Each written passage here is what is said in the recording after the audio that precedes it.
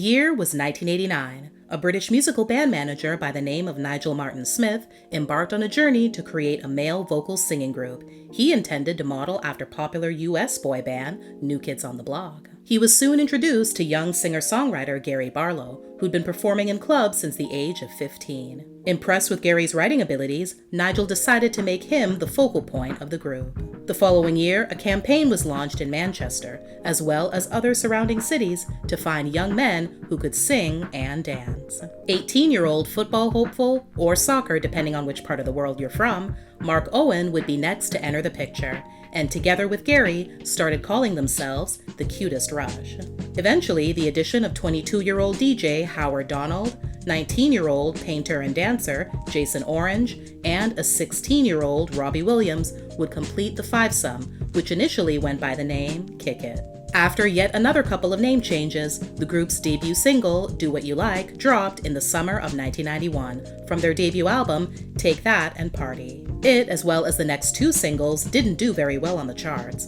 The fourth single, though, called It Only Takes a Minute, a cover of the 1975 hit by American R&B soul group Tavares, finally got the group some attention when it climbed to number 7 on the UK singles chart. The album's final single release, another cover, this time of the Barry Manilow hit Could It Be Magic, gave Take That their first big success, peaking at number 3. 2 years later, the group's follow-up album, Everything Changes, was released. It captured the number 1 spot in the UK and spawned 6 singles, with 4 being consecutive UK number 1 hits. The 4 times platinum masterpiece also holds the record for the number of top 10 singles for a group plucked from one album in the UK. In 1995, the group released their third studio album, Nobody Else. Showing no signs of a decrease in quality, it also reached number 1 in the UK and across Europe. Take That was unstoppable. For nearly 5 years, their popularity was unsurpassed in Britain. The group, however, was still not able to gain any traction in the US. That is, until the second release from Nobody Else. Back for Good would become the group's biggest hit single, reaching number 1 in many countries, including the UK, Germany, Australia, and Norway, and also serve as their only US hit, climbing to number 7 on the Billboard Hot 100. Whatever I said, whatever I didn't mean it. I just want you back for good. 2 decades later, Billboard.com would put their 2 cents in as to why Take That never took off in the US. Right out of the gate, American radio programmers didn't connect with the group, even as the band was racking up album sales and Brit Awards. Pop impresario Clive Davis, though, saw stateside potential in Take That, and his then label Arista signed the band to a US deal in 1995. When Back for Good got ample airplay and started climbing up the US charts, it looked like Clive's instincts were right on the money, but that wouldn't be the case. In the end, timing could be said to have played a significant role in Take That's stall on their journey to achieve success across the pond. In a top 40 marketplace that was being pushed in different directions by the ascent of alt-leaning acts like Alanis Morissette and the Goo Goo Dolls, and the continued dominance of R&B acts like TLC and Brandy, the pure pop sound of Take That found itself in a tough spot a few years before teeny boppers like Backstreet Boys, Britney Spears, and NSYNC fully arrived in America.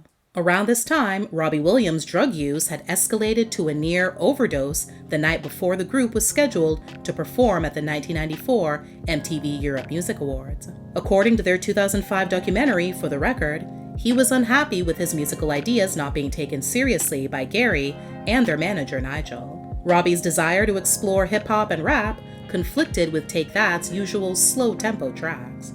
Noting Robbie's increasingly belligerent behavior and poor attendance at rehearsals, and worried that he might leave the group during their upcoming tour, Jason and Gary took their concerns to Nigel.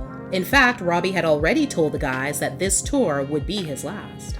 That night, he then went back to the hotel and got drunk again while partying with the Gallagher brothers. When the rest of the band saw the photos, they were furious. And when Robbie finally came back to work, they told him exactly what they thought. They told him he should leave the band sooner rather than later if he wasn't prepared to commit to what they were trying to achieve. So he took the out and left. Following the tour, the band began to plan for their next album. However, when they spent Christmas together, they mutually agreed it was time to part ways. In response to the band's announcement, millions of their fans were left distraught around the world. In the UK alone, teenage girls even threatened to take their own life and were seen lining the streets in tears, to the point that telephone hotlines were set up by the government to deal with counseling them.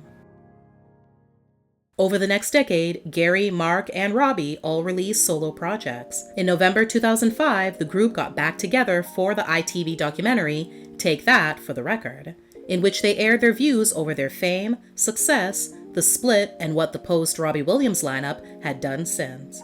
1 week later, there was an official press conference by the band announcing that they were going on tour. The group's comeback album and their first studio album in over a decade, titled Beautiful World, got released in November 2006. It would be totally understandable that after such a long hiatus, Take That's fan base would have moved on, but that wasn't the case at all. The album entered the UK Albums Chart at, you guessed it, number 1. The fans hadn't forgotten, and the numbers would reflect that with 9 times platinum sales.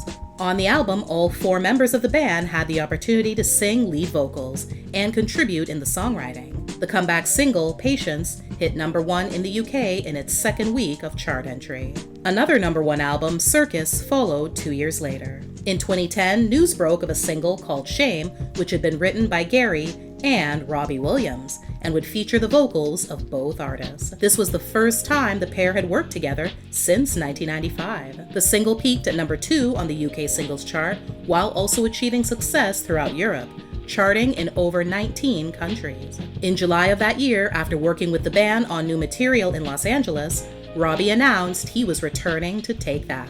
On the first day of release in November 2010, Take That's 6th album, Progress, became the fastest-selling album of the century, with 235,000 copies sold in just 1 day. The album reached number 1 in the UK in its first week, becoming the second fastest-selling album in history. The album retained the number 1 spot for 6 consecutive weeks, sold nearly 3 million copies in the UK alone, and became the best-selling album of 2010.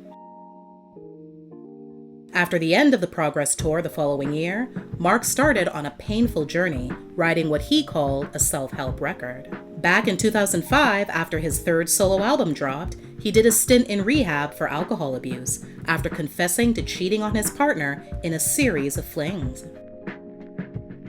That partner would go on to become his wife, British actress Emma Ferguson. The indiscretions apparently occurred from 2004 to 2009 during their dating phase. In August 2012, Take That performed at the closing ceremony of that year's Summer Olympics, despite Gary announcing that his daughter had been stillborn the previous week. Naturally, doubt was cast as to whether he would appear, but he put on a brave face and stood side by side with groupmates Mark, Jason, and Howard. Robbie was also set to perform with them, but dropped out due to his wife giving birth at around the same time. In April 2014, Robbie announced on Twitter he was to become a father for the 2nd time, and consequently suggested he would be unable to join Take That on their album and tour. Although welcome to return to the band at any time, he chose not to for the group's 7th and 8th studio albums and their accompanying tours, focusing instead on his solo commitments. He continued to write music with his colleagues and has performed with the group on several occasions over the years. Then in September, Jason announced through a statement posted to the group's official website that his time with Take That, as well as the music industry as a whole, was over. At a band meeting last week, I confirmed to Mark, Gary, and Howard that I do not wish to commit to recording and promoting a new album. I've spent some of the best years of my life with Take That, and I'd like to thank everyone who has been part of my journey, including my bandmates, who I feel are like brothers to me. There have been no fallings out, only a decision on my part that I no longer wish to do this. I know how much Mark, Gary, and Howard enjoy writing and making music, and they know that they have my full support and encouragement to continue on with what is to be another chapter for the band. Take That released their first song and lead single called These Days in November 2014 from their upcoming album titled 3. It went to number 1 on the UK singles chart, becoming their 12th overall. The album became the band's 7th #1 album. Their 8th studio album, and last to date, titled Wonderland, was released 3 years later in March 2017. In May 2020, Gary, Howard, and Mark reunited with Robbie for a virtual performance from their respective homes during the COVID-19 lockdown. They came together for the special performance to raise money for the music therapy charity Nordhoff Robbins and Crew Nation, which supports concert crew workers. Over the years, every member of Take That has experienced their fair share of personal trials and tribulations. Thankfully, they've all been able to move past the pain to bigger and better things. Robbie got a hold of his drinking problem and has been sober for the last 20 years. He's still married to American actress Ada Field, whom he tied the knot with in 2010. They have 4 children. Mark is still married to actress Emma Ferguson, and they have 3 children. A separation did take place the year following his public admission to having multiple affairs while courting his wife.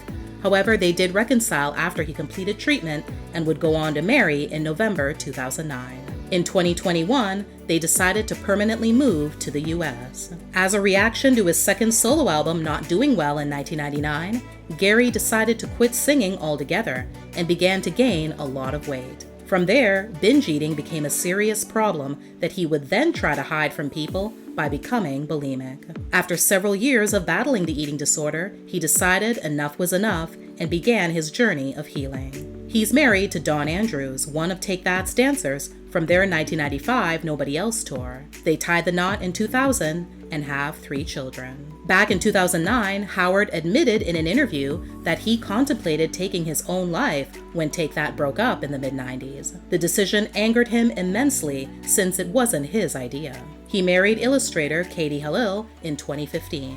They shared 2 sons, while Howard also has 2 daughters from previous relationships. Despite numerous attempts from his former groupmates to bring him back into the fold, Jason has continued to live a life away from the spotlight. Now a trio, Gary, Mark, and Howard continue to do their best to keep Take That's legacy alive. In May 2022, Mark first confirmed, with Gary co-signing shortly thereafter, that the group had begun working on their 9th studio album, due for a late 2023 release.